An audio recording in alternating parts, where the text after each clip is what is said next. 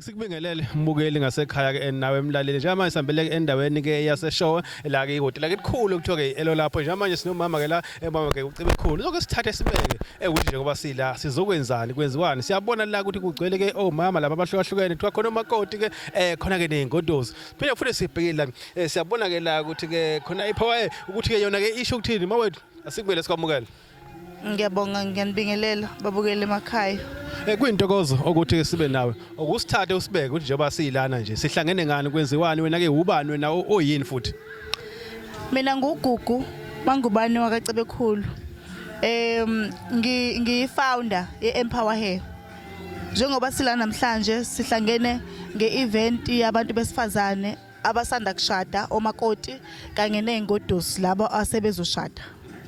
Inhloso yale event ukuzokhuthazana ukuzo-empowerishana ngezinto okumele umuntu wesifazane azenze ukuze akwazi ukuyimela nangokugqugquzelana nje ukuthi uma ngabe sesiganile iziphi izinto okufanele sizenze emzini iziphi futhi okufanele ukuthi siyilindele yingakho sinanondlunkulu okhona phakathi kwethu uyena umuntu ozosiya ufanele ukuthi uzosiyala kahle kahle ukuthi njengoba siwomakoti nje sizingodosi yini indlela ekuthina libonile ke bekunama departments ahlukahlukene besino home affairs ngoba ukuba umakoti kubuye kuthinta nokubhalisa imishado ingakho simeme no home affairs ukuthi nawo uzosithatha usibeke kabanzi ukuthi yiphi indlela esingenza ngayo ukuthi sihlale nemishado ephephile singahlali nje emakhaya singabhalisile imishado.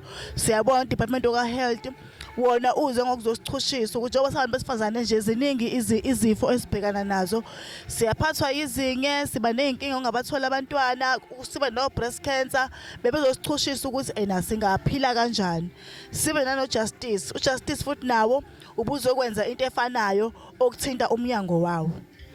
Kuzokala kahle ngisabuka nenze into enhle kakhulu kanti kahle amadoda wesesikhathi ebuye esale ezintweni ezisuke zikanje kanti yona aneke ezinkulu kakhulukazi mhlawumbe solibona ukuhamba kwesikhathi sinibone futhi enimema amadoda nizowachazela ngalezi zinto nawo afanele ezithole lezi inkulumo ezisukethela omama ezinye zayiqone nawo.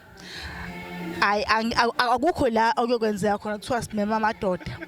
I-Empower Hair njengoba isho nje Empower Hair sidila nabantu besifazane abancane nabadala bekuseyisiqalo ke le seminar namhlanje simisele ngokuthi siqhubeke unyaka nonyaka ngaphansi kwamathema ahlukahlukene namhlanje itheme bethi masakhane emakoti okusho sidiyana nomakoti nengodosi elandelayo futhi itheme yobe ishintshile mhlawumbe sebesidiyana nabashadikazi abadivorsayo nje sizobonisana ukuthi ukuze thina ke singaka divorce sihlala kanjani emzini bona yini ebenze bahamba ukuze siyigweme nathi ukuthi ingasehleli kuningi esisazokwenza esifisa nokukwenza si-Empower Hair okuthinta abantu besifazane. Kuzokala mhlawumbe mina ke sengiphethe ngifuna ukubheka la siyazi namhlanje niwenzele la endaweni yaseshona so libona futhi nihambela indawo ngokuyindawo nenzile ukusondezela nalabo abangatholanga ke ithuba ukuthi beze la eshona. Isifiso sethu ukwenza njalo ukuthi singagcini la eshowe kuphela but siyafisa ukusabalala iKZN yonke kahle kahle. La eshowe bekuseyisiqalo nje ngoba siyabona ukuthi iprogram yethu ibe impumelelo okusho ukuthi kokulandelayo sokwazi ukuthi lapho siyise kwenye indawo. Mama Mgcobe khulu siyazi ukuthi endaweni zasemakhaya kunomama abahleze emzini abahlukumezekile abangaphumeli obala wangathi nawe amazwi ukwabhekisa kubona.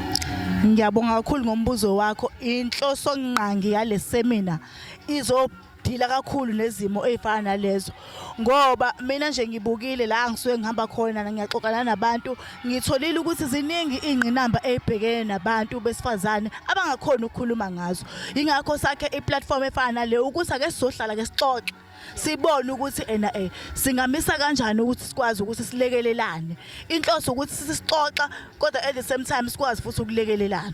Siyathokoza mama isikhathi sakho. Ngiyabonga kakhulu.